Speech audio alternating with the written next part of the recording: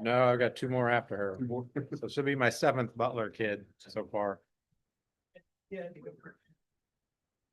I do get the employee discount, Yeah. which is helpful. Still got to pay books and fees. I didn't know that. Oh, no. Did you get in time? Yeah. Yeah. The kids went there for. Yeah, I That's had no a good idea. word. I had no idea when I ran. I didn't either. Somebody's like, you're just running to get free college. I'm like, what are you We- talking about? We went down to the nut house today in Altoona to go get nuts and they ran out of nuts. So we had to have a hamburger. Yeah. That is a good hole in the wall little destination. It is. That was our, that I'm was, not a a mountain oyster guy. Those are pretty good. yeah, A couple of times a year to make that on a road trip. It's not bad. Not a problem. that was just a little road trip. Yes. If you prepared the right way, if somebody gave it to you, you think it was something, you think it was a slice of beef without. Yeah. Do you have opportunities or the fundraiser? Yeah, Usually pretty good. Yeah. And sometimes they're a little chewy. And I'm trying to attribute that maybe to being gross. Not doing it. Not doing it. Are we there? 30 seconds. Yes. Yes, they're not as, Remind me, Jim, I'll send you the attachments. I can't forward them. Okay. Well, it'll give you a chance at least, you'll see it ahead of time. Yeah, they see it just tomorrow.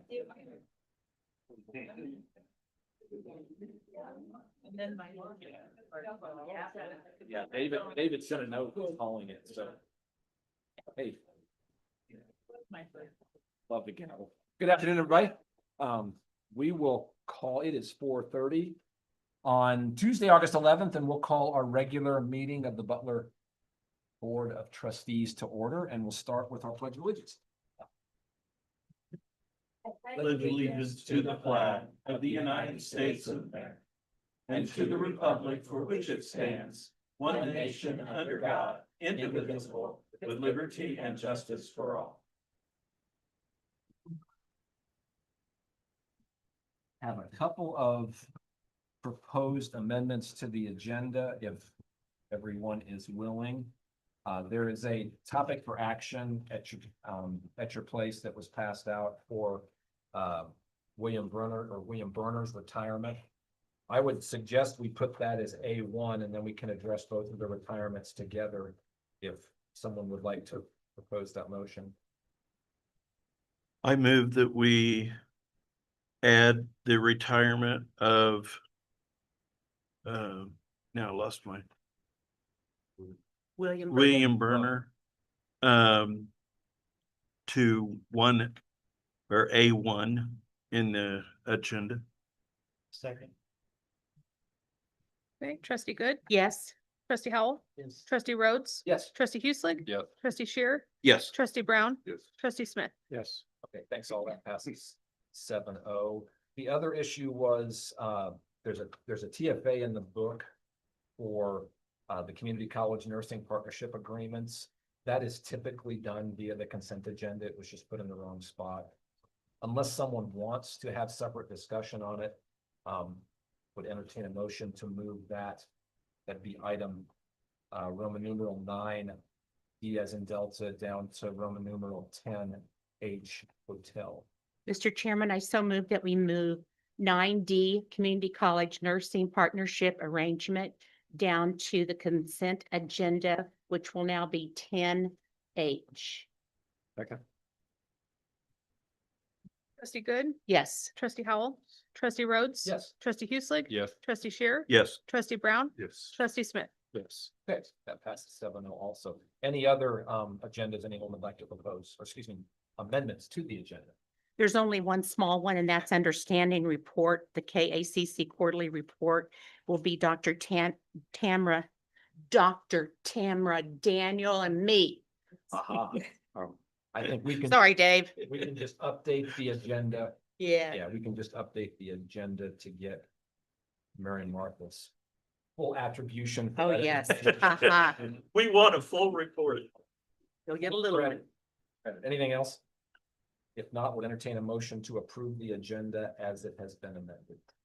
I so move we approve the agenda as recommended, amended, and presented. Amended and recommended. And presented. And I'll Anything second else? all of it. Trustee Good? Yes. Trustee Howell? Yes. Trustee Rhodes? Yes. Trustee Hueslick? Yes. Trustee Shearer? Yes. Trustee Brown? Yes. Trustee Smith? Yes. Okay, 7-0, we're on a roll. Turn it over to Dr. Daniel for recognitions. Absolutely. So the first one is Sherry Watkins and Ann Holly. I think Ann here, I don't see Sherry, but they both led efforts to renew Butler Community College's contract with KDOC, which is the Kansas Department of Corrections, to support adult education services at the El Dorado Correctional Facility. This amounts to $2.2 million for funding over the next 5 years. They worked really hard on this. It was quite an expensive process to submit, so we want to congratulate Ann and Terry.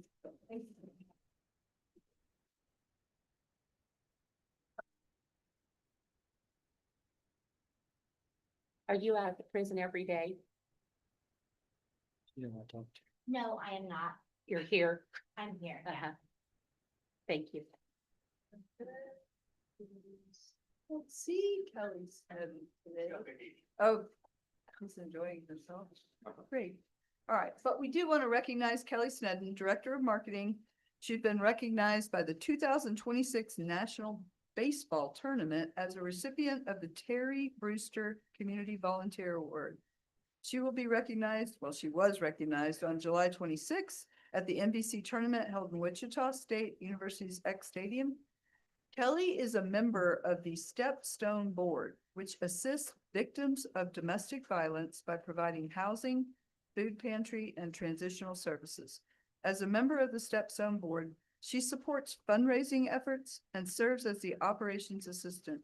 Additionally, at Butler, she helps transform the campus for one day each year into a space where middle school students can explore hands-on careers in the construction industry. So congratulations, Kelly. Thank you, Dr. Daniel. Do we have anybody for public comment? Nope. Anyone here wishing to comment? Speak now or wait a month? Okay. Seeing none, we'll move on to standing reports. Guessing we're still too early for SGA. Yeah, next week. Operational staff. Oh. Okay, we'll hold that for now. Hope she gets to feeling better. I see Camille here though for professional. Hello, I don't really actually have anything to report, but I didn't want you to forget about me. So it's good to see you all. And I suppose I could just let you know that it's no surprise the faculty are extremely busy this week, getting everything prepared and doing professional development activities. I myself have a department meeting to go to, so I won't be here for the entire meeting, but it's good to be back and looking forward to the semester. Thank you. Did you have a nice vacation? Did I have a what? A nice summer vacation? No. Oh, you did? There was no vacationing for me this summer, unfortunately. So I was just at home and working and trying to, take some time for like video games or something, but Yeah. it was busy. It was kind of a busy summer. Welcome back. Thank you. Moving on, the Board Finance Committee. Aaron or Dave, anything to share?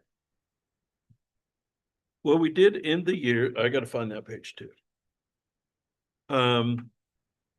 We ended the year in the positive.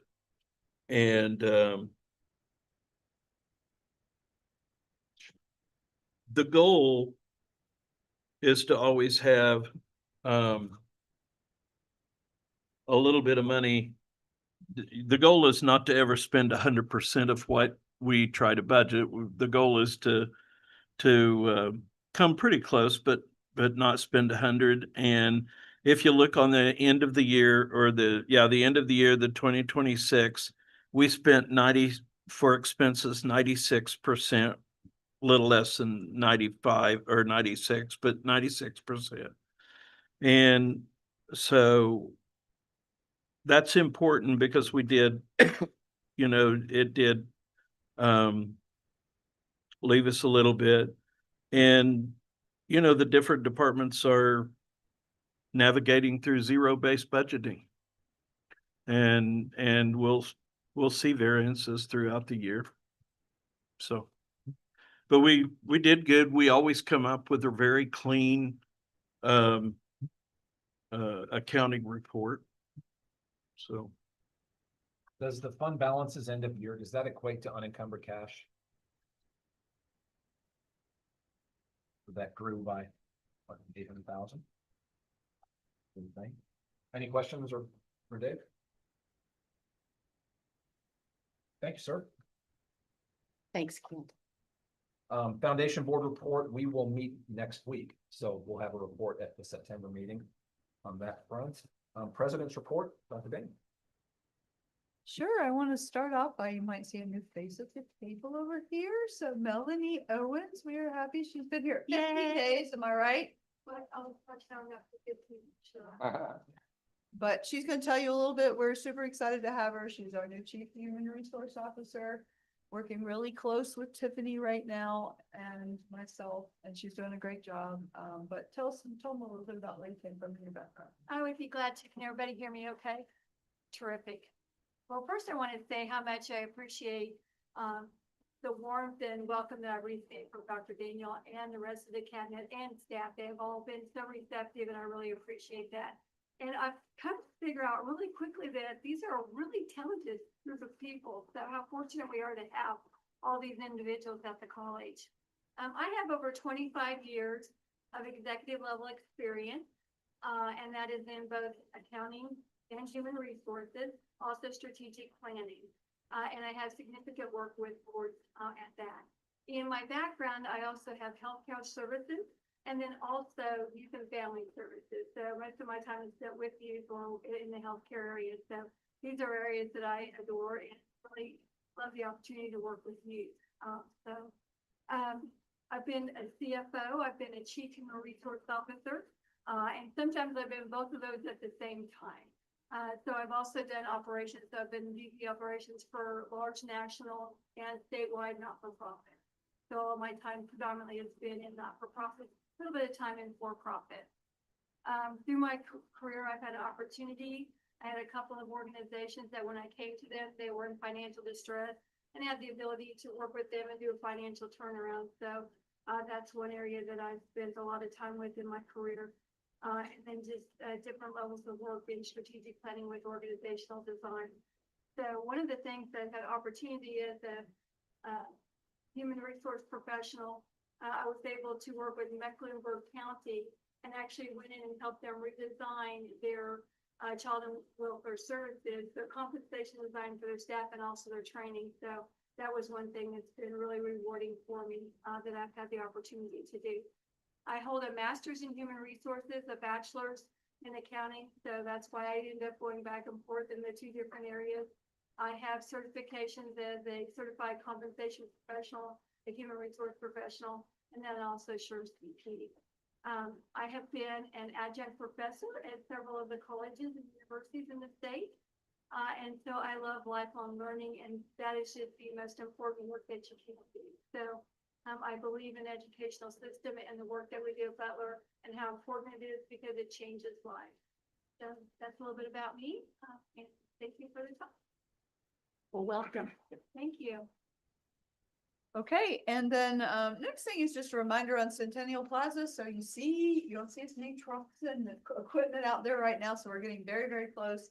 The inspectors have come. We will be removing the barriers probably tomorrow or the following day, according to Ireland. So we're going close there and we're moving people back into the building. So everybody's really excited. Some people have snuck a foot on the concrete that they shouldn't have, but others of us are really looking forward to tracing out the Why didn't I concrete think of that? that's over there. Guess who you think it is? Somebody sitting on that side. Who has the guilty face? Mark, Hey, Timed out in a second. really. Then don't forget, October 17th is our first big event for the Centennial. It coordinates with an afternoon football game that we have over at the stadium. So Lots of events taking place. The Centennial team has worked really hard on that. And so more information to come, but just kind of letting you get it on your calendar so you know. I also want to share something that, I'm really proud of the athletics team for doing it. They have accepted the challenge, a little bit of a challenge for us, but it's going to be fantastic. We are going to we have been asked, and we are going to host the Kansas State Association Football State Tournament in the BG Stadium. So we will have 4A, 5A, and 6A here. It's going to take a lot of volunteers, a lot of work to coordinate, but it is going to bring, quite a bit of money into the athletic program and his staff. They're gung ho and ready to go. And on top of that challenge, it will be Black Friday and Saturday. So Friday and Saturday. So a very busy time for us, but really proud of them, for working that angle and committing. And we're all going to rally around them as much as can. It's going to bring in anywhere between 7,000 and 9,000 people into this area. And that's going to do a lot for the community, for the sales tax, for the hospital, and just, for our recognition, boosting them. So we're really looking forward to that. That's gonna be fun. Is that a Mike Helmer project or how? It is my Homer project. So it came about, I mean, we've been putting feelers out for different tournaments. We haven't been able to get any, but that we obviously have a state-of-the-art facility on. We don't necessarily in basketball or volleyball. We don't have everything that's needed to host that state tournament level. But we do for football, and it's kind of mutual. We have the right size stadium for the state football tournament. The universities is what's been used, but they're a much larger venue, and they kind of get lost, in that venue. Whereas ours will be completely packed out. So super excited about it. That's great. So Dr. Daniel, do they play all the games on? They're going to play only the state game, so that's a really good question. There will be one game on Friday at 4 o'clock, and there'll be 2 games on Saturday, one at 12 and one at 4. So 3 games. It's just the team. Just the championship Right. game. Uh-huh. Yes. I assume 4A on Friday and then 5A, 6A. Saturday. 4A on Friday, 5A, 6A on Saturday. And we had a fantastic day back yesterday. The faculty, they were just, really excited, energized. As the day went on, the morning was a little rough at first. 8 o'clock. It got better and it was fantastic. By the evening, it's so fun to talk to them and engage. They're so excited about their classes and their students coming back, and it just was a lot of energy in the room. It was really a fantastic experience. So I'm excited about that. Another thing that I have committed to, I was called and asked by the Kansas Economic Outlook Conference. This is state of Kansas. They are moving from a 1-day basically summit to a 3-day conference. And they have a panelist that's going to take place. There's 3 of us. It'll be myself representing the community colleges for Kansas. And then we have the provost for Emporia State representing the private, and the provost for Wichita State representing the regional universities. And so it's a business and industry, basically conversation. How is the community colleges changing and responding to what business and industry needs, and what do we see in the future? So I'm looking forward to that. That'll be on September 24th, and I think it'll be an engaging conversation. In Wichita? It's in Wichita, yes. Wonderful. And then the other question for you guys is, we talked about this in the finance committee, but we kind of want to ask each of you about it. Work session in August, yes or no? We are really basically going to leave it up to you. We have ended the year pretty much where Kent described, that we would end it. We are just right on that target. And he is developing the budget book, which you are going to get within the next 2 days, sometime this week, probably. You'll get the budget book. You're welcome to look through it. And if you have any questions, ask us about it. But we also are extending the opportunity, if you want it, to be able to do a work session. It wouldn't even have to be in August. It could be September or another time. It's completely up to you guys as trustees and how you feel about that. So. No. Okay. Things are going like I like. I don't want to be here anymore. Send the budget book out. Please feel free to ask any questions that you have, and we will engage and answer those for you. Let's see what else. The Centennial Pen, do they have this? Yes. Yes. The Yes. Centennial Pen is at your spot, and that is for our celebration this year, so please feel free to wear that and engage, and that's all I have. Thank you. Thank you. The educational facilities, we are meeting tomorrow morning, so have an update at next month's meeting. Mary Martha. We met August 2nd, 3rd at Barton Community College in Great Bend. All 19 community colleges were represented by at least one trustee or president. We heard from Roger Marshall and 3 other legislators about what may happen this year, and who knows. We also received, bless you. We discussed potential legislative priorities, including the extension of tax credits, the Kansas Promise Act, and other policy proposals. We also approved Flint Hills Technical College request for KACC membership, so they will join us in December. So our next meeting will be in Colby on December 3rd. Any questions? I want to add one thing because I want Aiden to have this recognition. I think it's very well deserved. So we are working as a KACC group to provide something to the legislators regarding performance funding and the metrics that go along with that. And he is looking at the data and has downloaded and done a lot of work with respect to the entire system for the tech colleges as well as the community colleges. And it's in a format where we can manipulate some of the data, we can change things in metrics, see what works with the work.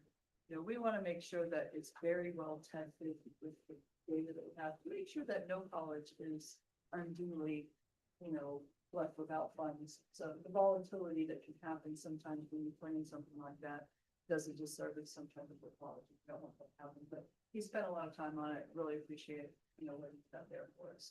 Thank you. Thank you.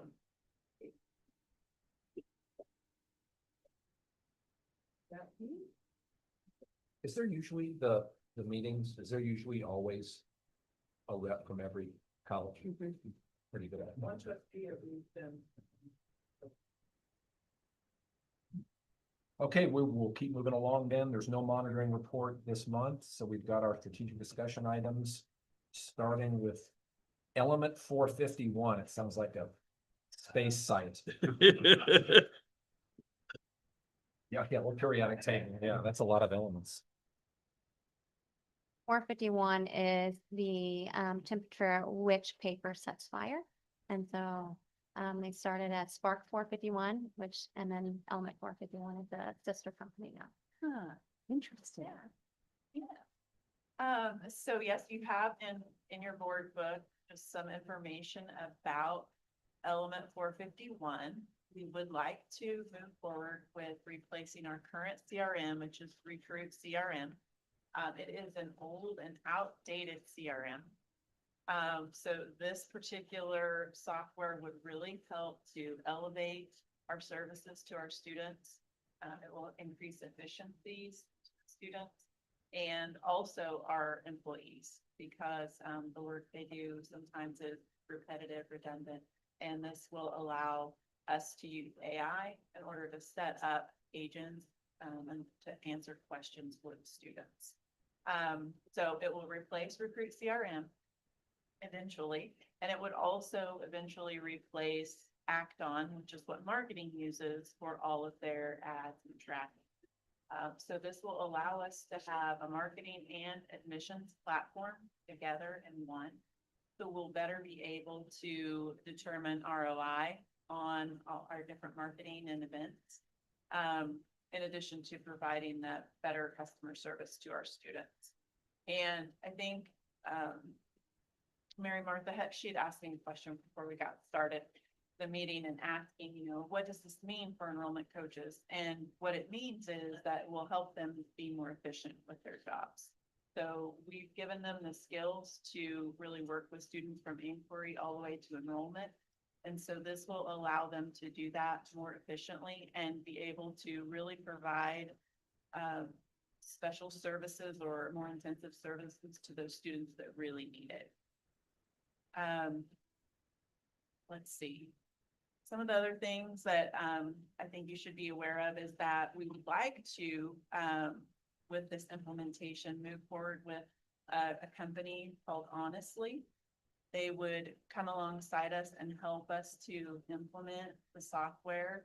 They would help us to look at our current processes, evaluate what maybe should be changed or modified as we go forward.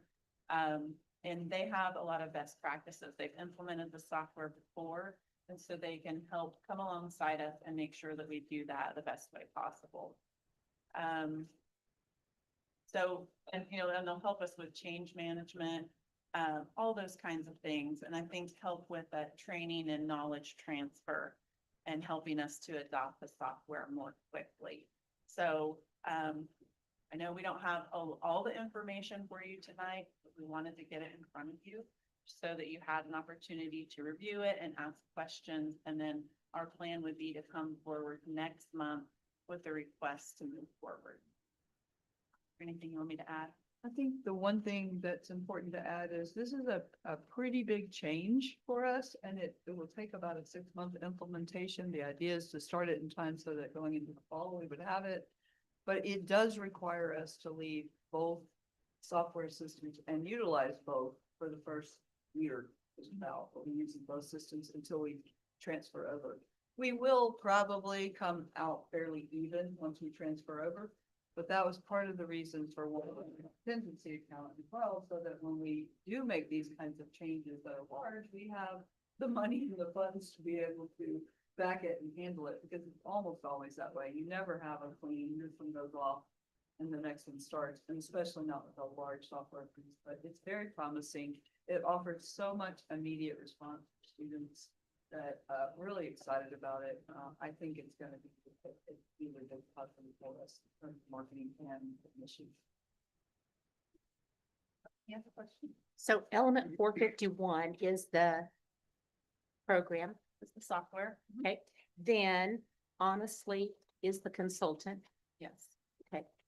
Those are the two big people in the Yes. picture. Okay. Yes. So, this topic for discussion does share about the Element 451, the software, the CRM, Mhm. which, as Dr. Daniel mentioned, it's state of the art. It's what students are expecting now, those immediate responses. And then Honestly, is a company that, when we were at the conference, Christina talked to them. And we were able to get on a call with them last week and just kind of talk through some of our questions, our concerns, how could they help us? And they really put us at ease. I think it would help with the transition tremendously. I got on the website for Element 451 and was very impressed with the comments and the people that they're helping, all the institutions. There's quite a few of them. There are. There are colleges, universities. Yes, Mhm. there's a lot of them. And A so the lot. thing that you should be aware of is that this CRM is built for higher education. The one we are currently on is not. It's been retrofit modified for that. We did go to the conference this summer, and, I think it's interesting when you go to a conference for a software product like this, a lot of times you hear grumbling, like, what are you guys doing about this? And, the complaint that people have. We didn't hear that. We didn't hear complaints from their stakeholders. As a matter of fact, they talked about, here's all of the things that, we listened to you, and we made these changes in the institute, and they outlined those and explained those. And then they had a roadmap and because we're listening to you next year, we're going to be doing these things. So we really felt as though the company was very responsive to customer feedback and customer needs. And I was talking to Jessica, I said, this sounds a lot like She. It's very positive and ongoing and so this is just the next step forward from She. Yes, I feel like it is, because she helped us with the steps and the training of the employees to really think in this way. And this is going to allow us to have the CRM and also the data support what we need to do. And the other, That data has been a challenge. I think the other thing it does too is it gives those enrollment coaches a cohort at other colleges to see what they've done with the software. So it's new practices that they would be able to implement with it. I was fortunate enough to be able to talk to quite a few of the presidents that already have implemented Element 451. I knew that the college I came from was in the process of implementing it when I left, and several other Arkansas colleges were. But the entire state of North Carolina has embarked on it. Every community college in North Carolina, and their enrollment growth across the entire state is huge. But it's partly because we can't, no matter, I mean, we could add 5 more people and still not be able to touch the surface of what the CRM can do in terms of answering the individual questions immediately for students. You know, it's no different than us, you know, when we're out, when we're online trying to find something out, we want that immediate response, right? Well, students even more so. So I really think it has a lot of promises. I think honestly is really a good choice for us. It's a one-time implementation. It helps us, but they've already helped all these other colleges. And so they can say, well, you could do that, but you probably better be off doing this. And here's a college you can talk to about that, you know, why you might do that. So their services for a one-time thing would be very helpful to us. And I'll just add from a marketing perspective, we were really behind this because she helped us create a massive spreadsheet to help pull all the information from the different software applications to get the return on investment information they'll want. And I kid you not, really spent hours to get that information. This will house everything together, so when the reports out, it'll be very easy. So it's a good solution from a marketing perspective. Any community colleges in Kansas using this? Yes, Johnson County. Johnson County. Recently implemented. Yeah. Are you gonna bring this to us in one, or are you gonna ask for the software and then the training services, or will it be just one request instead of 2? I don't know the answer to that. I would prefer to bring it to you as a complete package. Okay. That way, there's no question.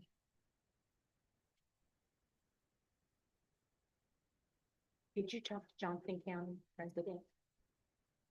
Yes, I have. About talked to him. Yeah, he's happy with it. And we've had conversations with their team. And they just keep adding their enrollment, adding hours and, yep. Sounds good, you guys. Questions? Okay. Moving on to, excuse me, next discussion item is revisions to the travel and reimbursement policy. Christina, you want to take that one? So as you know, over the past year, Dr. Daniel has done an excellent job evaluating our strengths and weaknesses across the institution and identifying areas of improvement. She discovered that we do not have a travel authorization process today, and it's needed for insurance, legal, risk management, and financial reasons for anybody embarking on travel on behalf of the institution.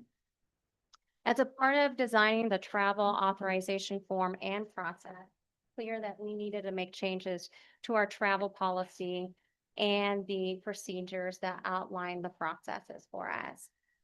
This also aligns with a broader initiative for the institution to move our policies and procedures to the website. And so this gives us that opportunity to evaluate our current policies and procedures, make sure all of our formatting and procedures all align and are consistent across the board. There are 3 things that I would like to point out with the TFD that's in front of you. So let's talk about policies and procedures first. The policy should establish the college's expectation, vision, and institutional direction. The policy should remain broad and stable over time, requiring board approval when we go and make changes. Procedure explains the specific requirements and steps necessary to implement and comply with the policy. So for example, if we were going to make changes to how we use our purchasing cards, what we are allowed to use our purchasing cards for, or what we're not allowed to use, that would be a procedure And it would be an operational procedure and would not require board approval. That would be an internal discussion that we would have ourselves.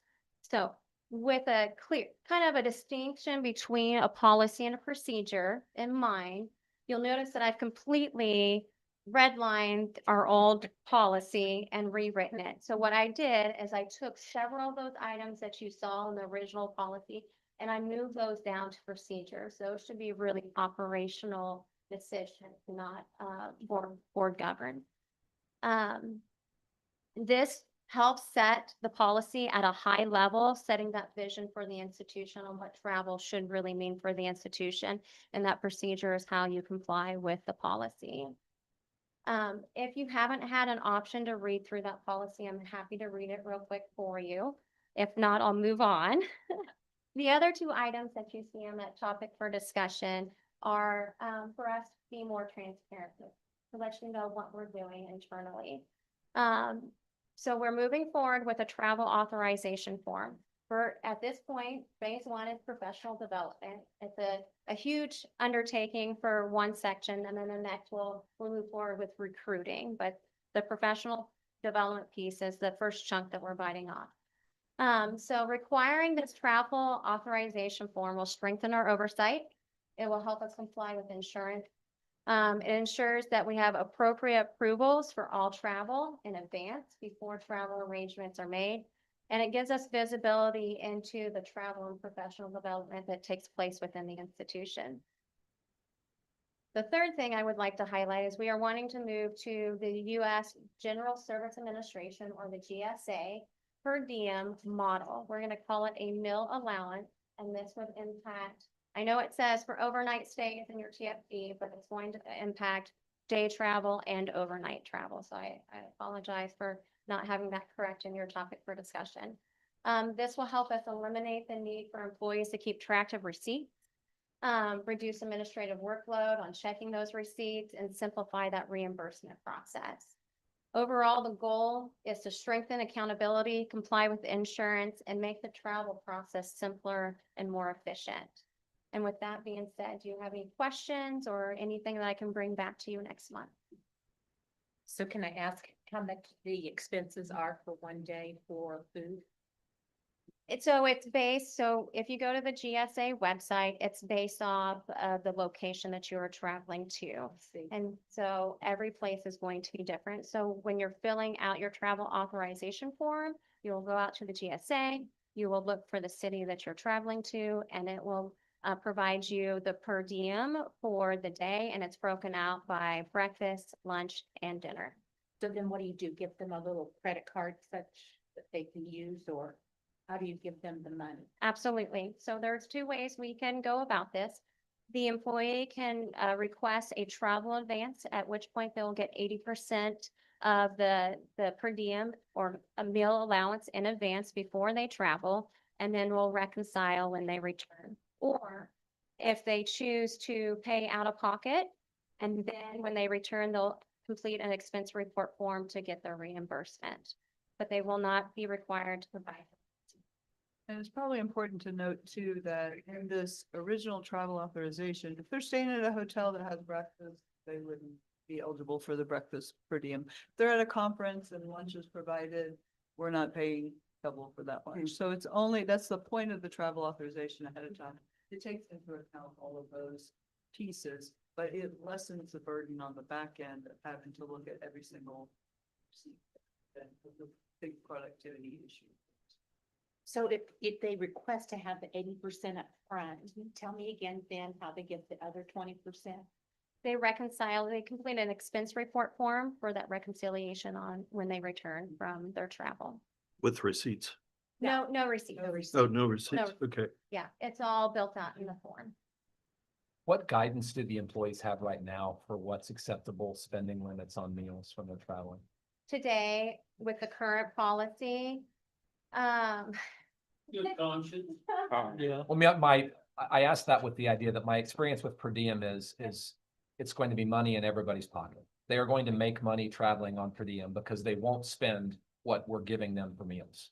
our guidance today is that you can't exceed the GSA per diem unless you have prior approval to do so in today's process.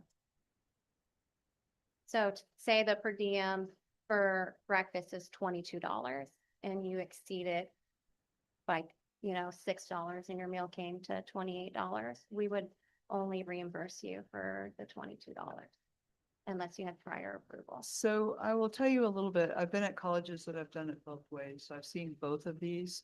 At a larger college, the productivity that you have to go through for the individual receipts is huge. But what does tend to happen is an employee that is, working family, has kids, maybe only making $40,000-$50,000 a year. Yeah, they'll eat a lot less and they'll Sure. take it home to their family.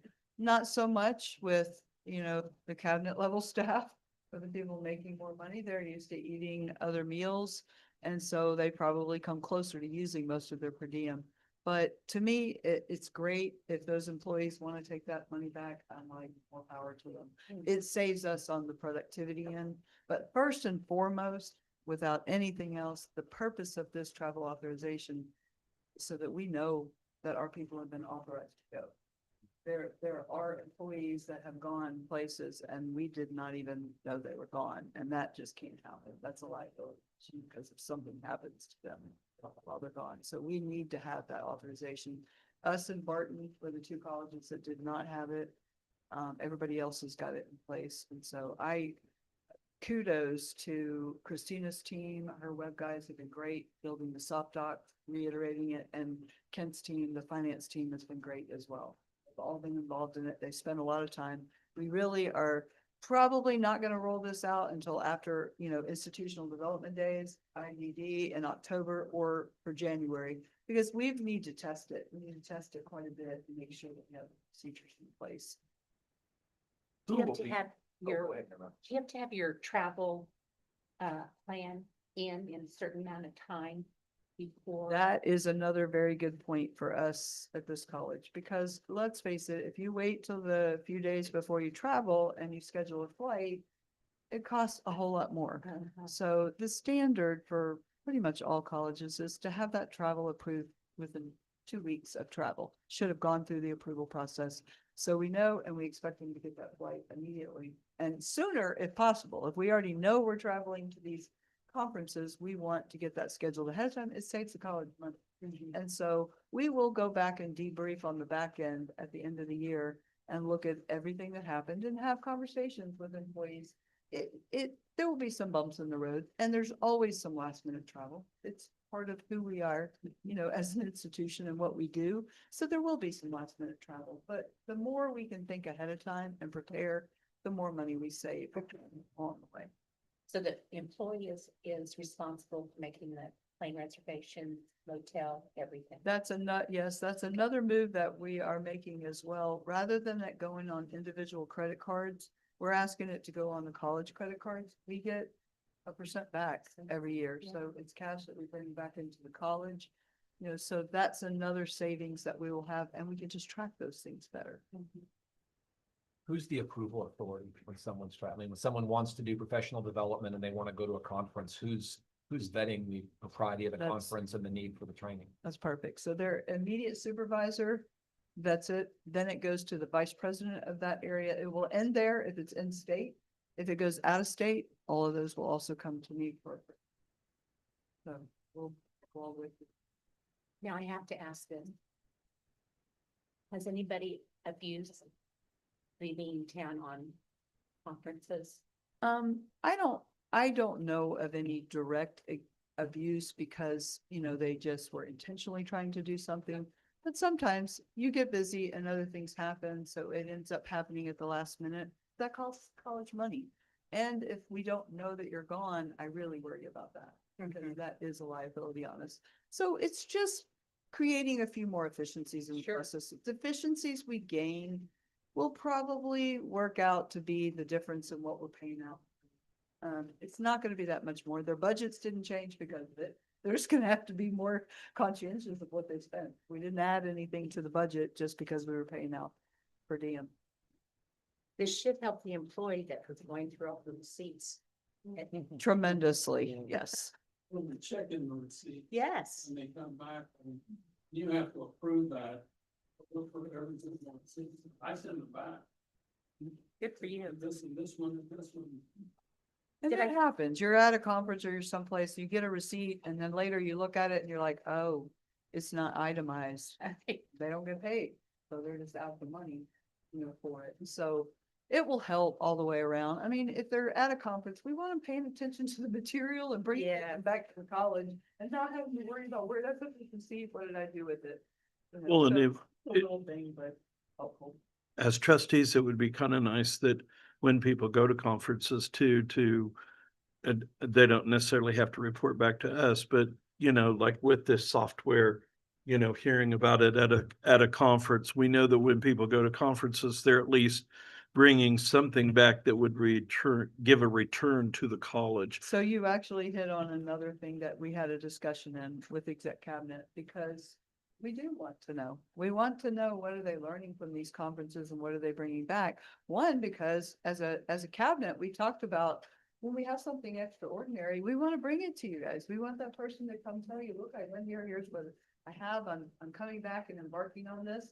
Right now, we don't have that holistic view of where everybody is going to college. And I'm used to seeing that. It's really helpful for moving initiatives forward and for also backing this employee, whether it be staff or faculty member, on moving a priority forward, doing something new for us, being innovative, moving the college forward. Well, and even a faculty member, they may bring something back that may fit other departments and would be beneficial for other people to go. Question? Any questions? Very good. Very good. I do like the use of the GSA because different cities have different costs and the GSA at least provides, I worked for an outfit that we use GSA money, your GSA refund because of they just always have it down. Okay, thanks all. Good discussion. Moving on to deferred maintenance. Ireland update. Good evening, everyone. We thought we probably ought to bring you, update you on the projects that we have going on. I put on here the top 8 projects over the summer, or the largest ones. All the projects have gone according to schedule and under budget, except the Plaza project. The HVAC and enrollment management remodel is on schedule. We're actually opening a backup tomorrow, the area, and moving in the last bit of stakeholders, including Jessica and Disability Services. We moved AR in there, or student accounts receivables today. We have a few punch list items that we'll complete over the week, but we're pretty close on that. It went pretty good. The Andover campus entrance drives are complete. We closed the one off of 13th Street and opened the one off of Commerce Street. The Andover exterior improvements are complete, and that was under budget too. 300 welding hoods are 99% complete. We have to install some lights they're finishing up on, but they'll be ready for classes next week. The greenhouse has been installed. We're waiting on some electrical on that, but other than that, it's ready to go. Scoreboard is almost complete. The plan is to have it up and running by Thursday evening, so we'll have it by the weekend scrimmage. It's been a little slower than planned, but it's going to get there.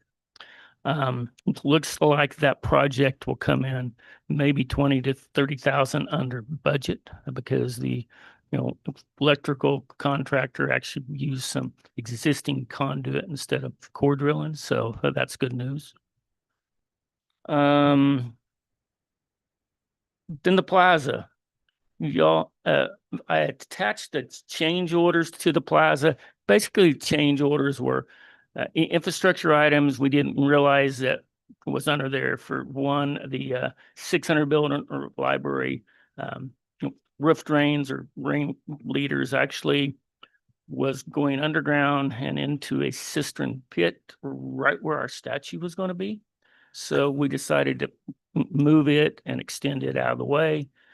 We also found a sewer line. The existing sewer line was still old clay tile, and it was going to be under a bunch of concrete. So I decided that we'd replace it at the same time instead of replacing it after all the new concrete was down this fall, which had probably happened. So we actually added a few, drainage extras or changed orders to help get some of the water, away from the buildings and the 500 building. After we started the project, we got to looking and doing some, elevations and stuff, and decided we would add some additional drainage. So that's where the $56,000 comes in at. So does anyone have any questions on any of the projects or anything? Glad you're supervising them. I'm glad when the summer's over. Thank you. Done great. Thank you. Thanks, Aaron.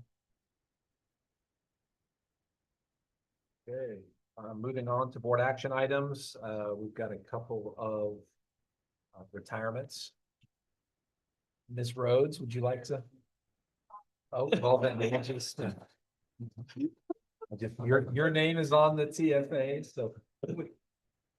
Okay, Teresa, who is, Well, Teresa Eastman started at Butler in 2000.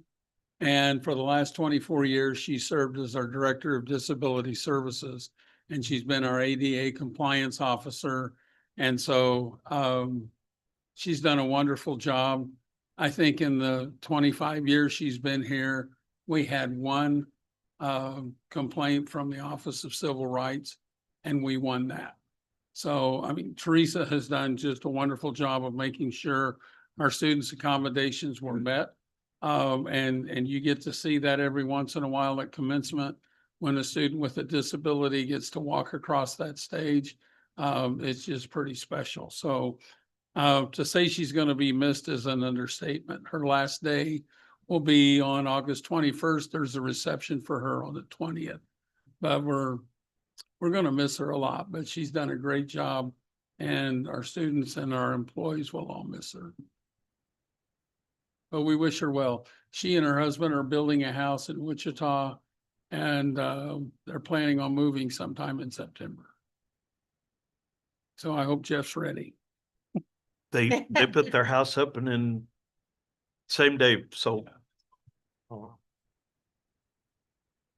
Well, then I will move that the Board of Trustees accept the resignation or retirement notice of Teresa Eastman and thank her for her many years of great service. Okay, trustee Good, Yes. trustee Howell. Yes. Trustee Rhodes. Yes. Trustee Hueslick. Yeah. Trustee Shear. Yes, Trustee Brown. Yes. Trustee Smith. Yes. that's a 7-0, thanks all. We now have the added topic that we inserted during the amendments for William Burnham. Oh, Yeah, I will take that one. William has been here quite a few years. He is one of those employees that's, every department loves to have. William or Willie, I don't believe ever knew a stranger. Everyone's a friend. He would interact with all stakeholders. Just a pleasure to be around, and we are going to miss him in that case. So. entertain a motion to accept the resignation of Mr. Burnham.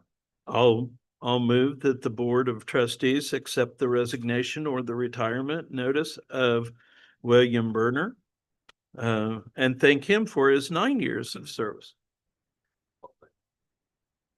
Trustee Good, Yes. trustee Howell. Yes. Trustee Rhodes. Yes. Trustee Hueslick. Yeah. Trustee Shear. Yes, Trustee Brown. Yes. Trustee Smith. Yes. That's a 7-0. Moving on, the notice of public hearing. Yeah, you want to? Yeah, so on page 17 of the materials is the notice of public hearing, just a few comments on it. It does inform the public that our hearing will be on September 8th, 2026 at 4:30 here in the Welcome Center. That's our regular September board meeting, and the hearing will be before the actual board meeting. Since we are not exceeding the revenue neutral rate, it'll just be a budget hearing. We don't have to have the separate revenue neutral hearing. The notice, as it does every year, sets the maximum amount of taxes to be levied and the maximum amount of expenditures once you approve it. And I think you're all pretty familiar with it. You've seen it. Unless you have any other questions, I just turned over. I have started getting all the reports from every property I own on which taxing entity does which day of the hearing. It was nice to see Butler. I think it was only Butler in the state that didn't. Yeah, the state eliminated their 1.5 mils and we were at 0. Everybody else went up some. Mills. As I mentioned that same thing, it was nice. And I hope the public notices that. I do too. We weren't listed as. And I would like to make a suggestion for your consideration. Okay, what is it? In the politest way possible to meet our lesson impact, lesson not keep equal. Lower it by $1, $5, $10, whatever. So it's an actual lesson. And we don't have to do the mill levy talk of like we lower, it would actually, no, we cut it a little bit. We need all the money, but we could spare whatever it is, $5, $10, I'll donate $1. I But it would would- say, let me just tell you this, if you do that, I'm gonna have to go back and change this document. And that would cost us more in time. No, I would appreciate it greatly if you would like. Well, that's like Shall, next year. next year will be my last. No other comments? I would entertain a motion to approve the notice of public hearing as it is presented on page 17 of the board book. Do you need the motion to specify the figures at this point, or are we just approving the form? I think as presented works. Okay. Mr. Chairman, I move that we, as the board, accept the amount of tax to be levied for fiscal year 2027 is the same as fiscal year 2026. The estimated valuation increased by 5.9%. The estimated tax rate is 12.5 mils, a decrease of 0.74 mils. And the revenue neutral rate is 12.503. And I am so pleased to make this motion. And I move that we pass it today, right now. And just to be clear, remember, you're referring also to the form of the notice that's in the board book as presented on page 17. I read off 16 though. Okay, This is just a public hearing notice, not approving the budget. Oh, You're trying to get it done early. we'll get there. okay. Do we have a second on the approval of the notice? A second. Trustee Good? Yes. Trustee Powell? Yes. Trustee Rhodes? Yes. Trustee Useless? Yes. Trustee Shear? Yes. Trustee Brown? Yes. Trustee Smith? Yes, I had one little comment. It's the maximum amount we can levy no more than that amount. We could still choose to levy $1 less later. And then we could still make the statement of, yes, we did lower your taxes. It's just say it's doable and it creates goodwill for no cost. I think this is going to create goodwill. It would create better will It- for no cost. Gooder. Gooder will. Gooder, better, bestest. Oh, We yeah. have a 7-0 passage of this with, is it 7 with an asterisk, Shelby? or- Yeah, I'll take an ice cream. So let's say maximum. Right, so you could Yeah. choose to do slightly less, even a penny, whatever, it's still, we lowered your taxes. Thanks, everybody. And And I thought, cool. I don't know, this is, I think, my 6th budget passage. I think this is think the this is our 7-0 vote that we Yeah. had on it. Probably. The very first, really? Wow. Enjoyed the much less stress I've experienced, and thank you very much. And we've enjoyed it too, I Shelby. bet, but everyone has enjoyed it. My wife, kids, pets, everything. Well, we will jump on over. The next topic for action is approval of the short-term program in phlebotomy. Janet. Stage is yours. Thank you. So we started on this journey about a year ago when we met with Augusta High School, and then they identified at the time that they were looking for pathways into healthcare that were not just nursing related. So then that was reinforced later with Heather Rinkenbaugh and some additional in Dr. Malone when they were visiting all of the different high schools. So we've been on this journey for about a year, and now we're at the point where we'd like to get your approval to implement the short-term program. So the idea is phlebotomy. It's a stackable credential. It's a short term. Obviously, if you're doing it for high school, you have to do it over 8 weeks or 14 weeks to fit within their semester, but it can be done very quickly. And then it's a need. And it's more than just going in and getting a credential to get a job. It's about introducing them into what healthcare and the opportunities that um, provide people when they go into healthcare. So it's just one entry level. So I don't know. Do you have questions? It could be a stepping stone for other health-related activities. Yeah, I just hired an adjunct and she started as a phlebotomist and then put herself through nursing school that way.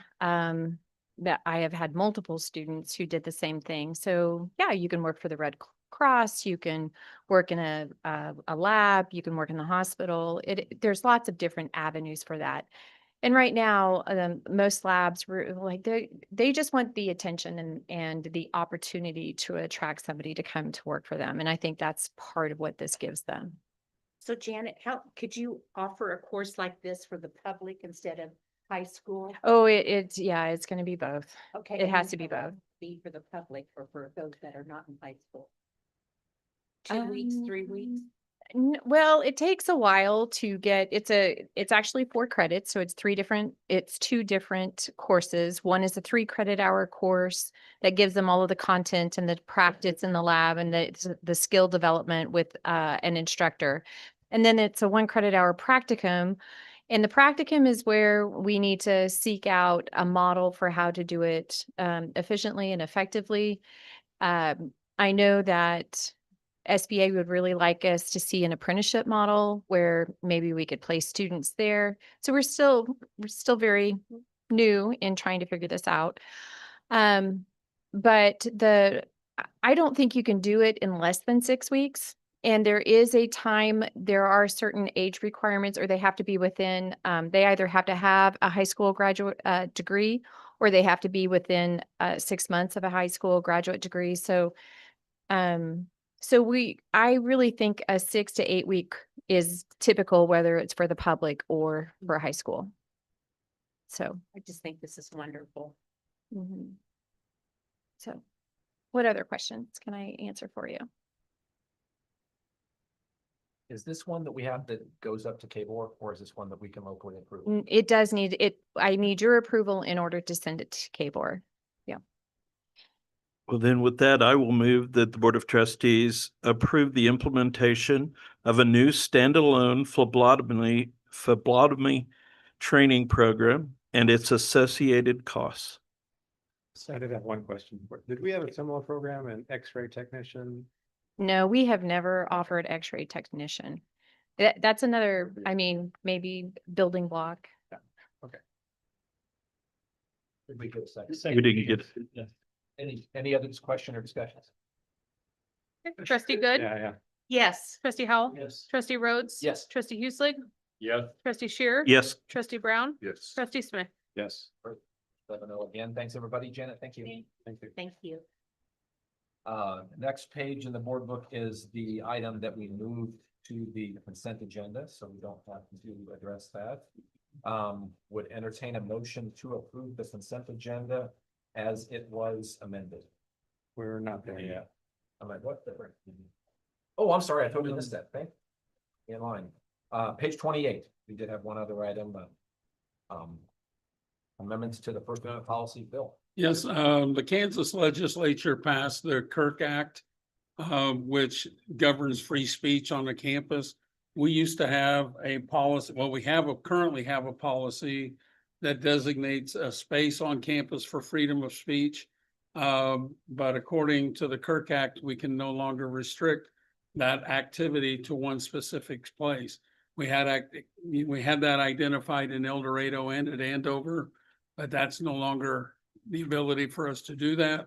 So any place outside is where individuals can express their freedom of speech.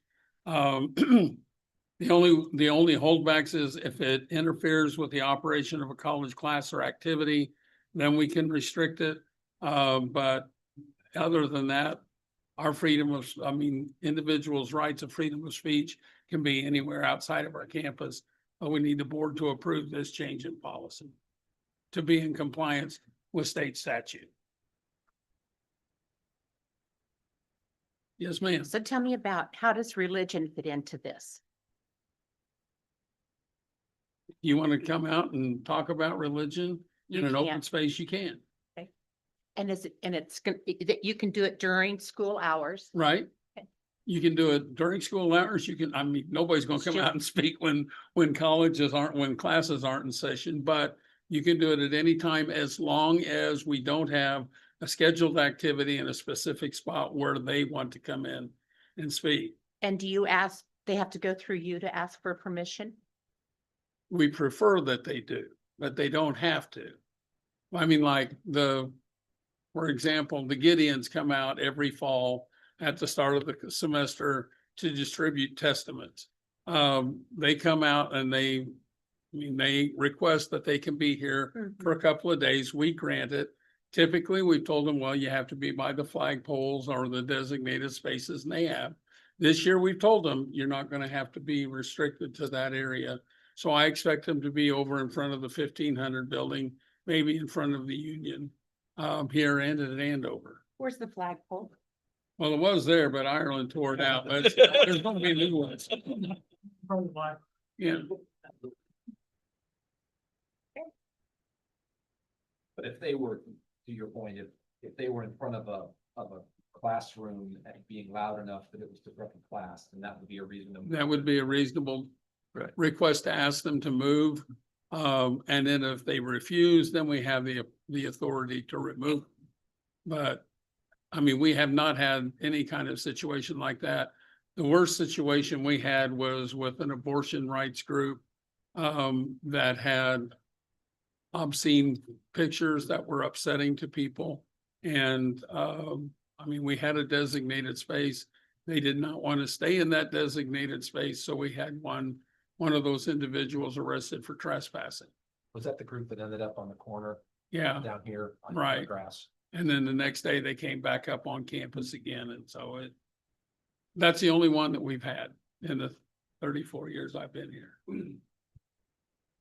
Any other questions? Well, with that, I guess I will move that the Board of Trustees adopt this policy to be in compliance with state statute and to provide individuals the right to come to our campus and to exercise their First Amendment rights and their freedom of speech. 1 second. I had one quick comment.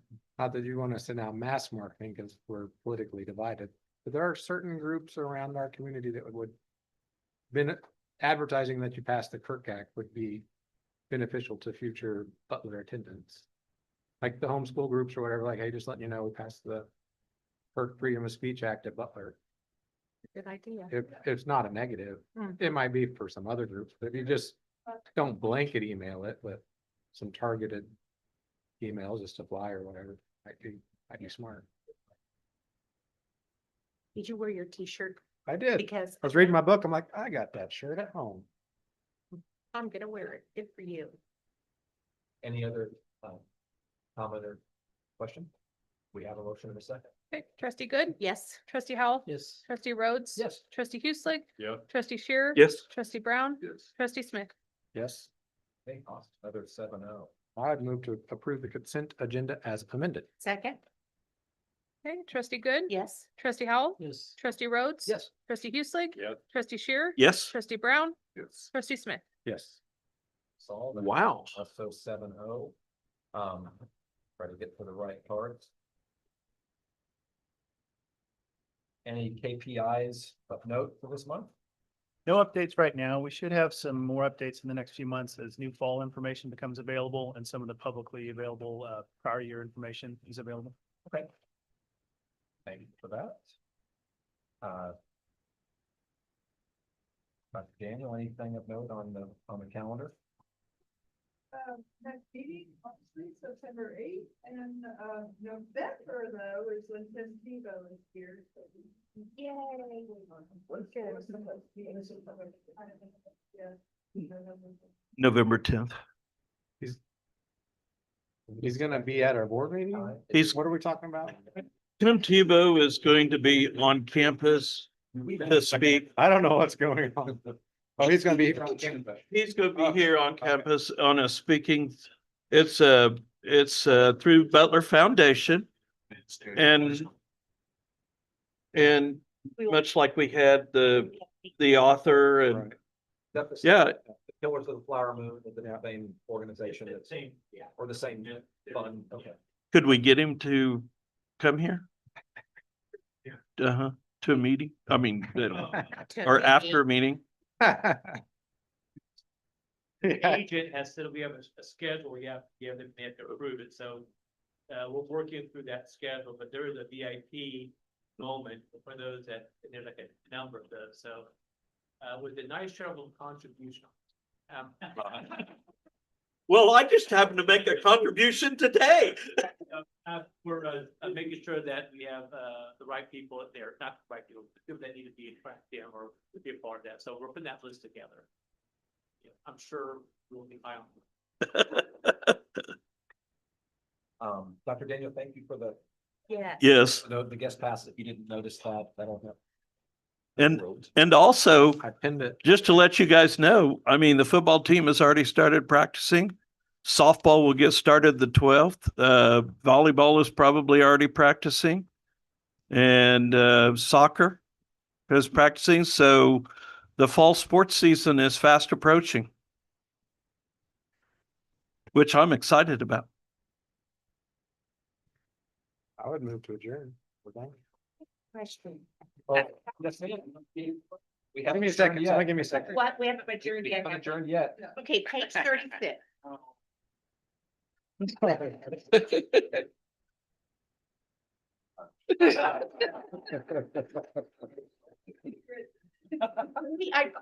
I love this coachability that we do, and I think it's wonderful. It used to be Project Search. How long have we done this? I mean, I think this is wonderful. Butler. Yeah, I think, with Vicky Long. And she was director of HR. wow, that's before my time. Wow. Nothing's before your time, Mary.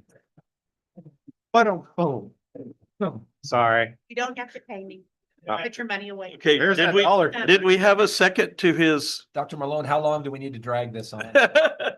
When do we start impacting your lunch? What kind of lunch? Oh, Tiffany says 12 minutes. Do you take the fifth? How many kids do they usually have? Tiffany, I'm still asking questions. I just wanted to know about this. I don't know. Is Mary You part know, of this they deal? I think it's 6 to 8 on an annual basis. Really? I think They do such a good job. some of them work in facilities, some of them work at Great Western. Yeah. Motion's still Some of us do. I had one. You did. Yeah. I will second his motion to make it official. We have a second. Okay, trustee Good, No. trustee Howell, Yes. trustee Rhodes, Yes. trustee Hueslick, Yes. trustee Shearer, Yes.